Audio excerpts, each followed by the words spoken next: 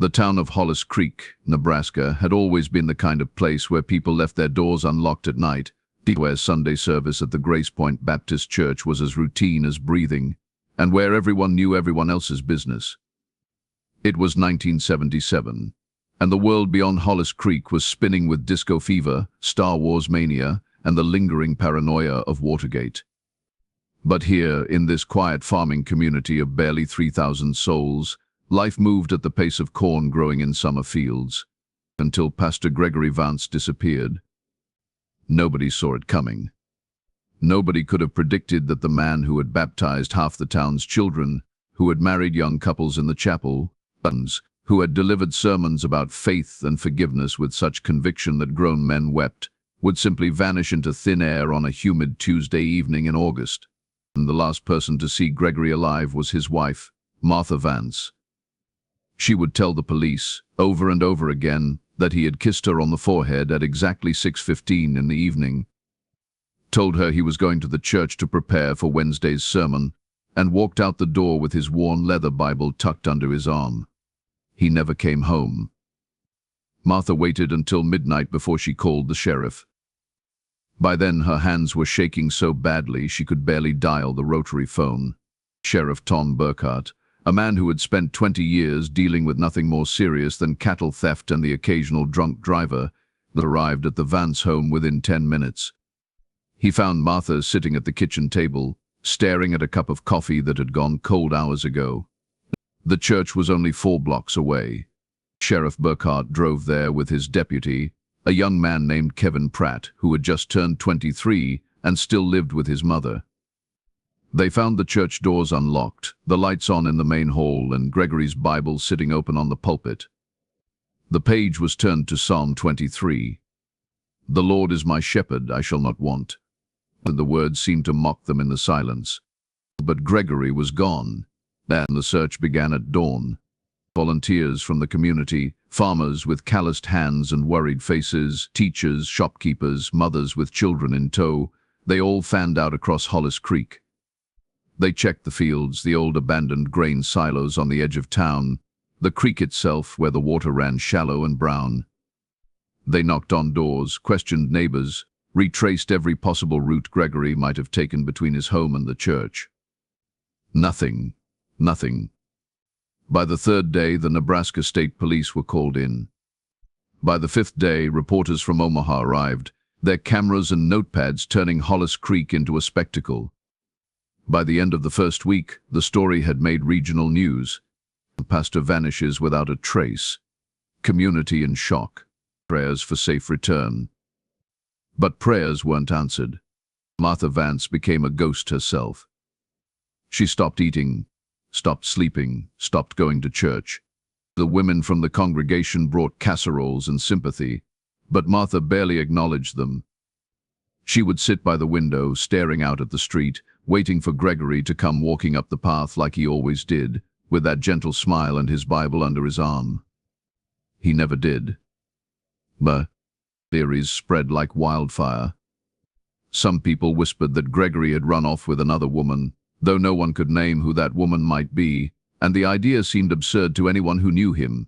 But others suggested he had been murdered, though there was no evidence of foul play, no signs of struggle, no blood, no body.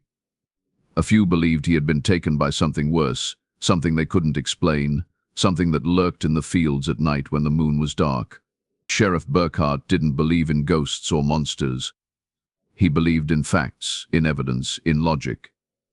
But as the weeks turned into months, and the months turned into years, even he had to admit that Gregory Vance's disappearance defied all logic. The case went cold. By 1980, the missing person file sat in a dusty cabinet in the sheriff's office, alongside a handful of other unsolved cases that Hollis Creek preferred to forget. Martha Vance eventually moved away, to live with her sister in Iowa. The church hired a new pastor, a younger man with a wife and 3 kids who filled the pews with noise and laughter again. Life moved on, as it always does, even when the questions remain unanswered. But the questions never really went away. There were whispers, always whispers. Old-timers in the diner would talk about Gregory when they'd had too much coffee and too much time. They'd mention how strange it was that his Bible had been left open, how odd it was that there had been no footprints in the dirt outside the church, and how unsettling it was that the lights had been left on, as if he'd planned to come right back. And then there was the tree, the old oak tree on the northern edge of town, near where the farmland gave way to dense woods, had been there for over 100 years. Its branches were thick and gnarled, its roots buried deep in the earth. Local kids told stories about it, spooky tales passed down through generations. They said that if you stood under the tree at midnight on a full moon, you could hear voices whispering your name. They said that people who went too close to it at night sometimes didn't come back the same. Nobody took it seriously. It was just a tree. But in the summer of 2002, 25 years after Gregory Vance disappeared, a construction crew was hired to clear part of the woods to make way for a new housing development. Hollis Creek was growing, slowly but surely, and the town council had approved plans to expand the residential area. The crew started their work on a Monday morning, chainsaws roaring, heavy machinery tearing through the underbrush. By Tuesday afternoon, they had reached the old oak tree. The foreman, a man named Dale Henriksen, was the one who made the decision to cut it down. It was in the way, and besides, it was just a tree. He gave the order, and one of his workers, a young guy named Travis Yoder, started up the chainsaw and moved in. The blade bit into the bark, and the tree shuddered.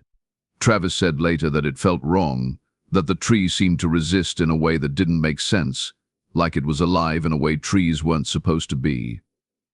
But he kept cutting because that was his job, and after about 20 minutes, the old oak groaned and began to fall.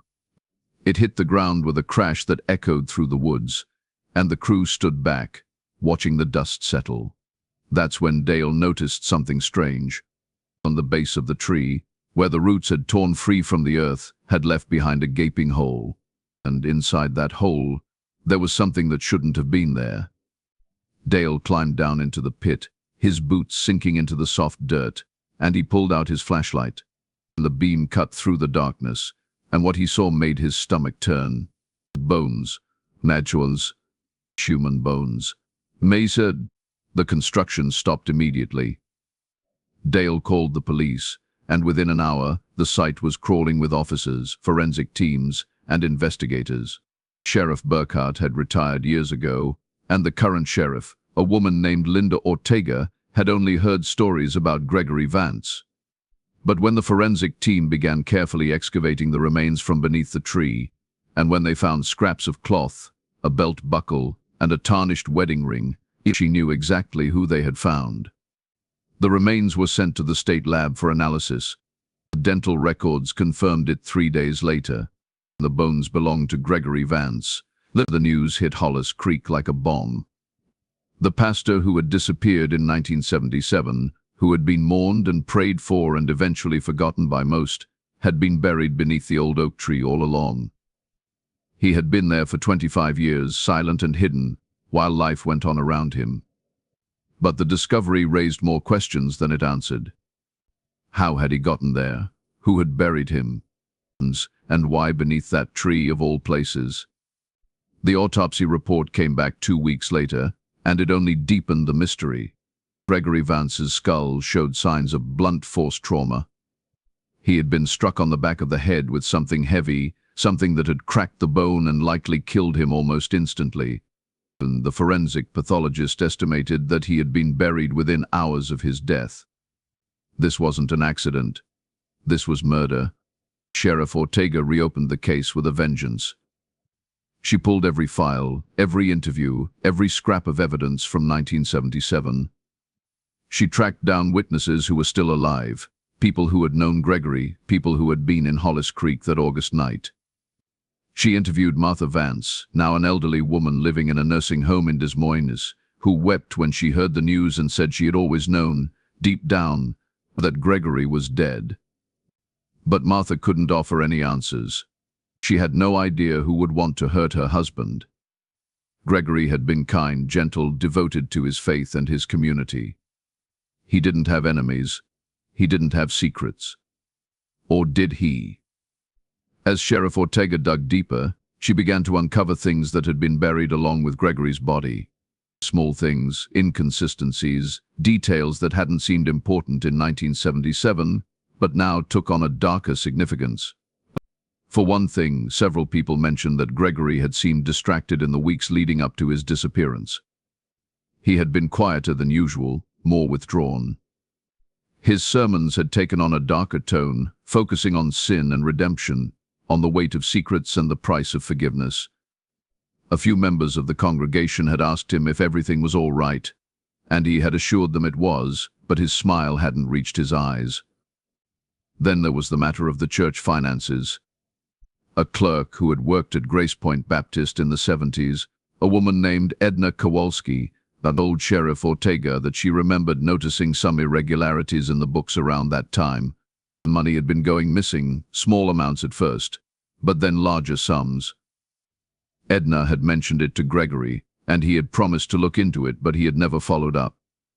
A week later, he was gone. Had Gregory discovered something he wasn't supposed to? Had someone been stealing from the church, and had Gregory confronted them? Sheriff Ortega pulled the financial records from 1977. They were incomplete, many of the documents lost or destroyed over the years, but what remained painted a troubling picture. Several large withdrawals had been made in the months before Gregory's disappearance, all signed off by the church treasurer at the time, a man named Harold Finch. Harold Finch had died in 1995, so he couldn't be questioned. But Sheriff Ortega tracked down his widow, a frail woman in her 80s named Violet, who still lived in Hollis Creek. Violet was reluctant to talk at first, but when Sheriff Ortega explained that this was about Gregory Vance, her face went pale. She said Harold had never been the same after Gregory disappeared. He had become paranoid, anxious, drinking too much and jumping at shadows. He had died of a heart attack at the age of 62, and Violet had always suspected the stress had killed him.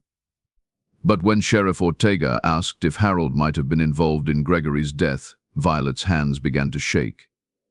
She said she didn't know. She said Harold had never told her anything. But she also said that on the night Gregory disappeared, Harold had come home late, his clothes dirty, his hands shaking, and he had locked himself in the bathroom for over an hour. Sheriff Ortega felt the pieces starting to come together. Harold Finch had been stealing from the church. Gregory had discovered it. Gregory had confronted him, and Harold, desperate and cornered, had killed him. But there was one problem with that theory. Harold Finch had been a small man, barely 5'6", and he had been in his 40s in 1977, already suffering from high blood pressure and a weak heart. Could he have overpowered Gregory, who had been 6 feet tall and in good shape? Could he have carried Gregory's body all the way to the old oak tree, dug a grave, and buried him? It seemed unlikely, unless Harold hadn't been alone. Sheriff Ortega began looking into Harold's associates, people he had been close to in 1977. She found a name that kept coming up again and again: Lawrence Pike. Lawrence Pike had been Harold's best friend, a mechanic who ran a small garage on the edge of town. He had been a big man, over 6 feet tall, with arms like tree trunks from years of working with his hands. He had also been known for his temper, for getting into fights at the local bar, for trouble that always seemed to follow him. But Lawrence Pike had left Hollis Creek in 1978, less than a year after Gregory disappeared. He had moved to Colorado, and as far as anyone knew, he had never come back. Sheriff Ortega tracked him down. It took weeks of digging through records, making phone calls and following leads, but she finally found him. Lawrence Pike was 70 years old, living in a trailer park outside of Denver, barely scraping by on disability checks and a pension from his years as a mechanic. When Sheriff Ortega showed up at his door with 2 Colorado state troopers, Lawrence didn't look surprised. He looked tired. He looked like a man who had been waiting for this moment for 25 years. They brought him back to Nebraska. They sat him down in an interrogation room, and Sheriff Ortega laid out everything she knew: the missing money, Harold Finch, the night Gregory disappeared, the body beneath the tree. Lawrence didn't deny it. He just sat there, staring at his hands, and after a long silence he started to talk. He said Harold had been stealing from the church for months, skimming money off the top to cover gambling debts. He said Gregory had figured it out and had confronted Harold at the church that night. He said Harold had panicked, had grabbed a heavy candlestick from the altar, and had struck Gregory from behind. Gregory had died almost instantly. Harold had been hysterical, sobbing, begging Lawrence for help. And Lawrence, who had owed Harold money, who had been afraid that if Harold went down he would go down too, had agreed to help him hide the body. They had wrapped Gregory in a tarp, loaded him into the back of Lawrence's truck, and driven him to the old oak tree.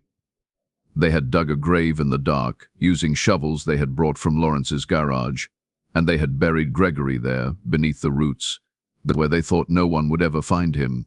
And for 25 years, no one had. Lawrence said he had tried to forget about it, tried to move on, but he never could. He said he saw Gregory's face in his dreams, heard his voice in the wind. He said leaving Hollis Creek had been the only way to escape the guilt, but it had followed him anyway.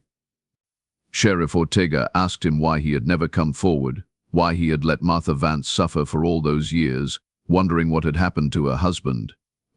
Lawrence said he didn't have a good answer. He said he was a coward. He said he was sorry. Sorry didn't bring Gregory back. Lawrence Pike was charged with accessory to murder and obstruction of justice. He pled guilty and was sentenced to 15 years in prison. He would likely die there. The case was officially closed. The mystery of what had happened to Pastor Gregory Vance had finally been solved. The town of Hollis Creek could finally have closure. But closure doesn't erase 25 years of unanswered questions. It doesn't bring back the man who was killed or heal the wounds left behind. And it doesn't explain why, even after Lawrence Pike confessed, even after the truth was known, people in Hollis Creek still avoided the old oak tree. Because there was something that didn't add up. Lawrence had said they buried Gregory beneath the tree in 1977. But the roots of that oak had been over 100 years old, thick and tangled and buried deep. How had two men, working in the dark with only shovels, managed to dig beneath those roots in a single night? And why had the tree seemed to resist when Travis Yoder tried to cut it down, as if it had been protecting something? The questions didn't stop after Lawrence Pike's confession. If anything, they multiplied, spreading through Hollis Creek like a sickness that no one could cure. The official story was simple, neat, wrapped up with a bow that the authorities could present to the public and the media. Pastor killed by church treasurer over embezzlement. The body hidden for 25 years. Case closed.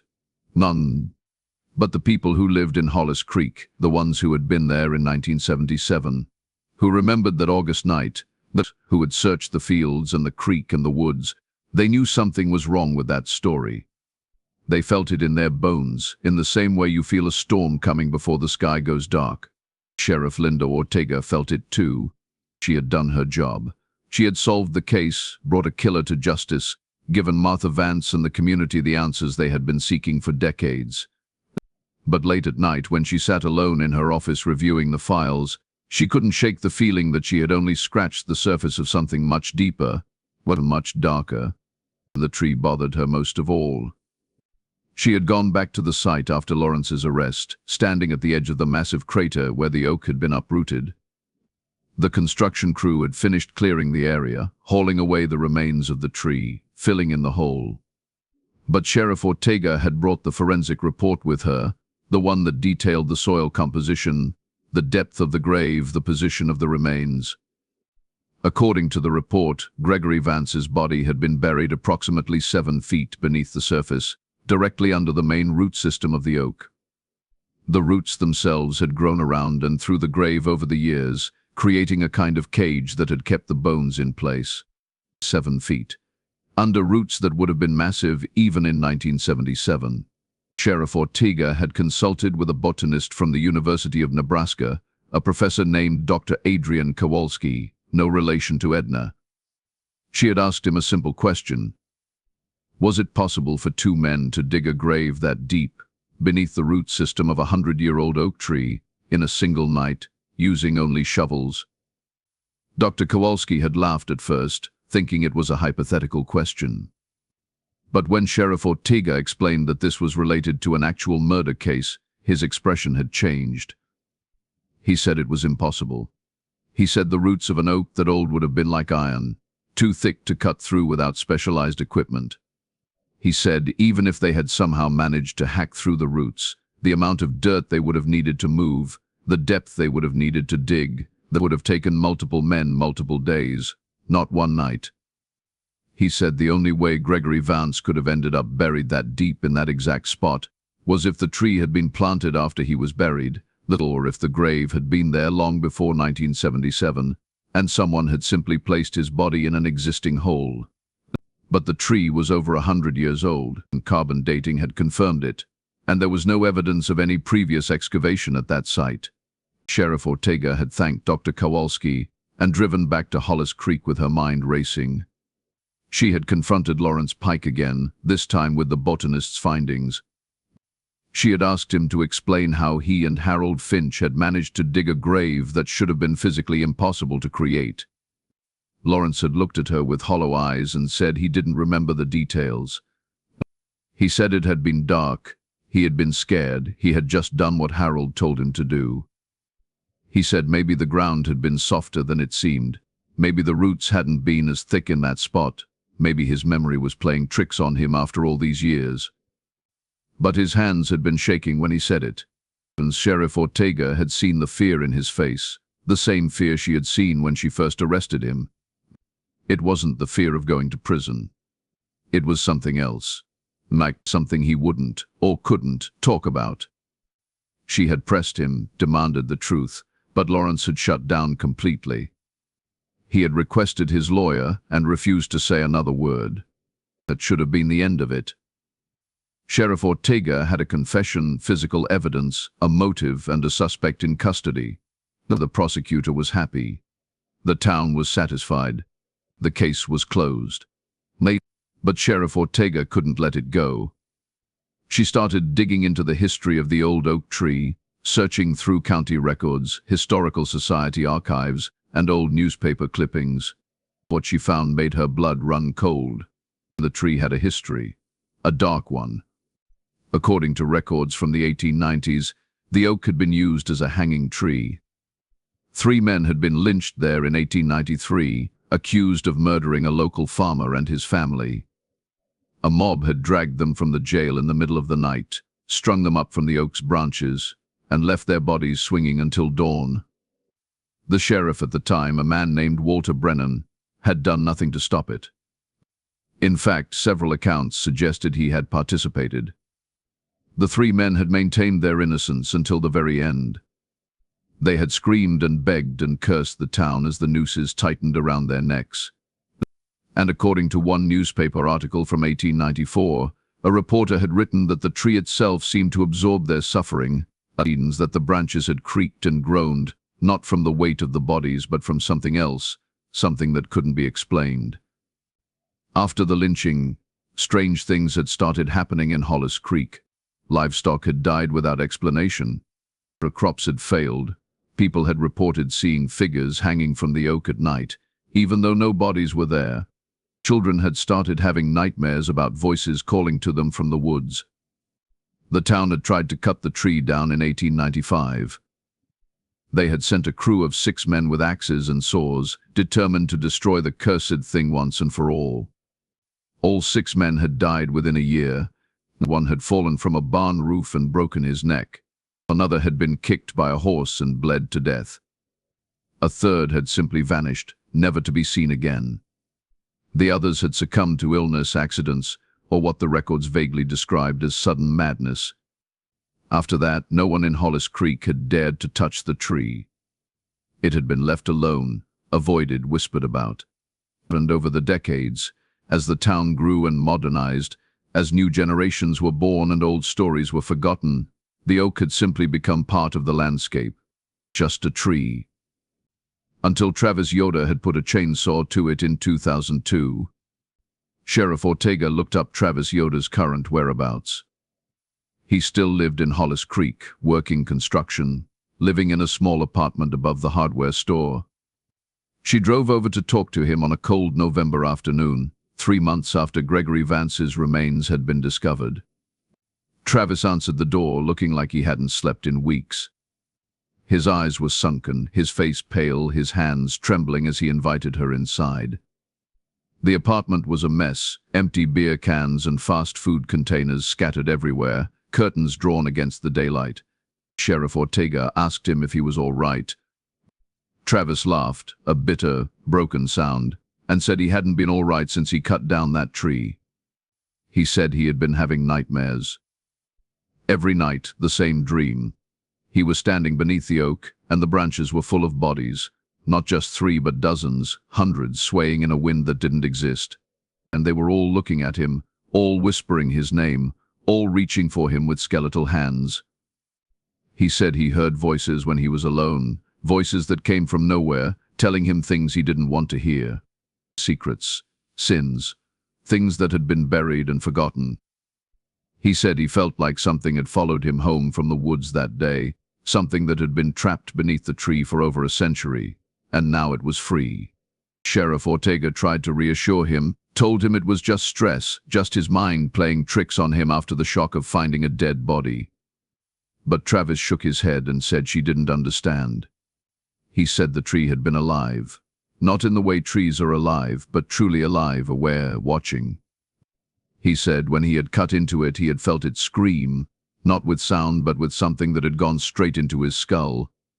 He said the wood had bled, not sap but something darker, something that had stained the chainsaw blade and his hands and wouldn't wash off no matter how hard he scrubbed.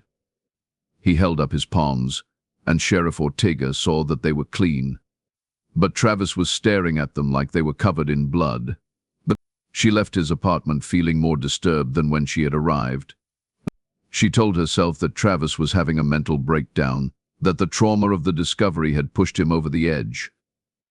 But she couldn't ignore the fact that his description of the tree matched the accounts from 1894, from people who had lived over a century ago and couldn't possibly have influenced his experience. Sheriff Ortega wasn't a superstitious woman. She believed in evidence, in logic, in things that could be measured and proven. But she also believed in patterns, in connections that couldn't be ignored. She went back to the case files and started looking at everyone who had been connected to the old oak tree. The 3 men who had been lynched in 1893, and the 6 men who had tried to cut it down in 1895. And now Gregory Vance, whose body had been buried beneath it in 1977. She noticed something. All of them had been involved in some kind of moral transgression, real or perceived. The 3 lynched men had been accused of murder. The 6 who tried to cut down the tree had been described in old records as troublemakers, drunks, men of poor character. And Gregory, though beloved by his community, had been killed because he had discovered theft and corruption in his own church. It was as if the tree collected sinners, as if it fed on guilt and secrets and blood. Sheriff Ortega knew how insane that sounded. She knew that if she voiced these thoughts out loud, she would be laughed out of her job. But she couldn't shake the feeling that there was a pattern here, a purpose, something that had been operating in Hollis Creek for over a century. She decided to do one more thing. She reached out to the state archives and requested records of missing persons and unexplained deaths in Hollis Creek going back to 1850. It took 6 weeks for the documents to arrive, boxes and boxes of yellowed paper, handwritten logs, and fragile newspaper clippings. She spent every evening going through them, page by page, year by year, and what she found confirmed her worst fears. Between 1850 and 2002, there had been 47 unexplained disappearances in Hollis Creek. 47 people who had vanished without a trace, their cases never solved, their bodies never found. The disappearances happened in clusters, every 20 to 30 years, always in late summer or early fall, always involving people who had been accused of wrongdoing or who had carried dark secrets. And every single one of the disappearances had occurred within a mile of the old oak tree. Sheriff Ortega sat in her office, staring at the map she had created, red pins marking each disappearance. They formed a perfect circle around the location of the tree, like a boundary, like a hunting ground. She thought about the 3 men lynched in 1893, their bodies left to hang, their blood soaking into the roots. She thought about the curse that had followed, the fear that had kept people away from the tree for generations. She thought about Gregory Vance, buried 7 feet deep in soil that should have been impossible to dig. And she thought about what Travis Yoder had said. Something had been trapped beneath the tree, and now it was free. The construction site where the oak had stood was still abandoned. The housing development had been put on hold indefinitely after Gregory's remains were discovered, and the company that owned the land had filed for bankruptcy. The area was fenced off, posted with no trespassing signs, left to grow wild. Sheriff Ortega went there on a Sunday morning in December, when the ground was hard with frost and the sky was the color of lead. She stood at the edge of the crater where the tree had been, looking down into the empty space. She tried to tell herself that there was nothing here, that it was just a hole in the ground, that the tree had been nothing more than wood and bark and roots. But she felt it. The same thing Travis must have felt. The same thing people in 1894 must have felt. The presence, a hunger, a waiting. She turned to leave, and that's when she saw it, carved into one of the fence posts. Fresh marks that hadn't been there the last time she visited were words. They looked like they had been scratched with a knife or a sharp rock, the letters jagged and uneven. They are still here. Sheriff Ortega felt her heart stop. She looked around, scanning the empty field, the distant tree line, the gray sky. There was no one. She was alone. But she didn't feel alone. She took a photo of the carving with her phone, then walked quickly back to her car.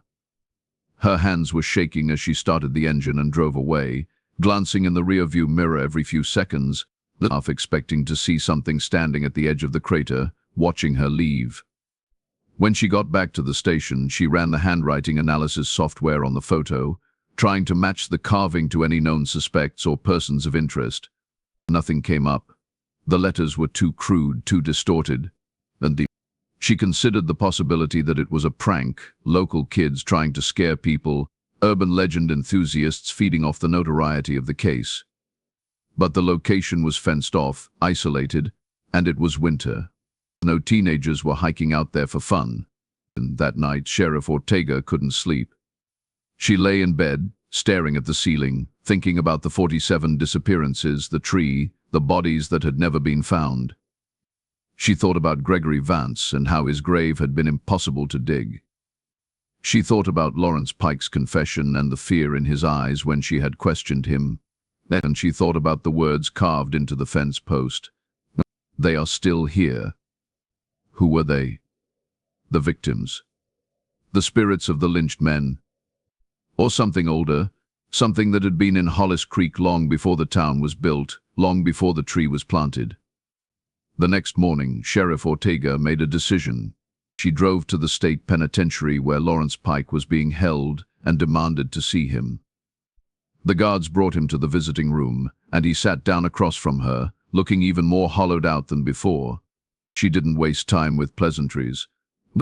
She told him about the tree's history, the lynchings, the disappearances, the impossibility of the grave. She told him about the carving on the fence post. And then she asked him the question she should have asked from the beginning. What really happened the night you buried Gregory Vance? Lawrence stared at her for a long moment, and then he started to cry. Not quiet tears, but deep, racking sobs that shook his entire body. The guards moved forward, but Sheriff Ortega waved them back. Through his tears, Lawrence told her the truth. He said that when he and Harold had driven Gregory's body to the tree, the grave had already been there. They hadn't dug it. It had been waiting, a perfectly shaped hole beneath the roots, as if the earth itself had opened up to receive the body. He said Harold had been terrified, babbling about curses and demons, but Lawrence had convinced him it was a gift, a stroke of luck, a way to hide what they had done without the back-breaking work of digging. They had lowered Gregory into the hole, and the moment his body touched the bottom, the earth had begun to move. Not like a cave-in, but deliberately, slowly, the soil closing over him like hands pulling a blanket over a sleeping child. Lawrence said they had run, stumbling through the dark woods, and they had never spoken about it again. Harold had spiraled into paranoia and guilt, and Lawrence had fled the state, trying to outrun the memory. But he couldn't. Because every night since 1977 he had dreamed of the tree. And in those dreams, Gregory Vance wasn't alone beneath the roots. There were others, dozens of them, all buried in graves that had opened and closed on their own, all waiting, all whispering. Sheriff Ortega asked him what they were whispering. Lawrence looked at her with eyes that had seen too much, that had carried a burden for too long. He said they were whispering names. The names of people who had secrets, people who had sinned, people who were marked. And his name had been on that list since the day he helped bury Gregory. He said the tree was gone now, but it didn't matter. The tree had never been the source. It had been the guardian, the warden, keeping something contained. And now that it was destroyed, that something was free. Lawrence grabbed Sheriff Ortega's hand across the table, his grip weak but desperate. He told her to leave Hollis Creek, to take her family and go, to get as far away as possible. Because they were still here, and they were hungry. Sheriff Ortega left the prison in a daze. She sat in her car in the parking lot for 20 minutes, trying to process what she had heard. Part of her wanted to dismiss it as the ravings of a guilty man, a mind broken by decades of carrying a terrible secret. But another part of her, the part that had stood at the edge of that crater and felt the presence, the part that had seen the fear in Travis Yoder's eyes and the impossible depth of Gregory's grave, that part believed him. She drove back to Hollis Creek, and as she entered the town limits, she saw something that made her pull over to the side of the road. Missing person posters, fresh ones printed on bright white paper, stapled to telephone poles and posted in shop windows. Emily Hartman, age 34, last seen leaving the grocery store on December 10th. David Brenner, age 42, disappeared from his home on December 12th. Rachel Soto, age 29, vanished after her shift at the diner on December 14th. 3 people, gone without a trace, all in the last week. Sheriff Ortega felt the cold dread settle into her bones. She got out of her car and walked to the nearest poster, staring at Emily Hartman's smiling face. Below the photo, someone had written in pen, as if adding a personal note, a single word. Marked. Marked. Marked. Sheriff Ortega tore down the poster and looked at the others.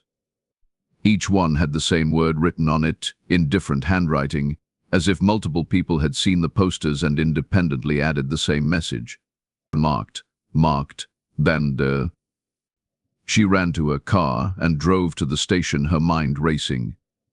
She pulled up the files on the 3 missing persons, cases that had just been opened in the last few days. She read through the initial reports, looking for connections, for patterns. Emily Hartman had been having an affair with her neighbor's husband. David Brenner had been embezzling money from his employer. Rachel Soto had been driving drunk the night she hit and killed a pedestrian 2 years ago, a crime she had covered up and never been caught for. Secrets. Sins. Guilt, just like the pattern from the past century, just like Gregory Vance. Sheriff Ortega sat at her desk, her hands trembling, and she realized with absolute certainty that Lawrence Pike had been telling the truth. The tree was gone, but whatever had lived beneath it, whatever had fed on the guilty and the damned, was still active. And it was hunting. Why, 'tis dead been. She thought about the 47 disappearances over the past 150 years. She thought about the 3 new victims in the last week. And she thought about what would happen if this continued, if more people vanished, if the hunger was never satisfied. She could investigate. She could try to find Emily and David and Rachel. She could search the woods, the fields, the places where the previous victims might have been taken. But deep down, she knew she wouldn't find them. Not alive. Maybe not at all, because they were still here. Somewhere beneath the soil of Hollis Creek, in graves that opened and closed on their own, and in a darkness that had existed long before the town was built and would exist long after it was gone. Sheriff Ortega closed the files and looked out the window at the quiet streets of Hollis Creek. at the people going about their lives, unaware of what was hunting them. She thought about Lawrence Pike's warning. Leave, take your family and go. But she was the sheriff. She had a duty. She had a town to protect. Even if that meant protecting them from something she didn't understand, something she couldn't fight, something that had been patient for over a century and was now awake and feeding.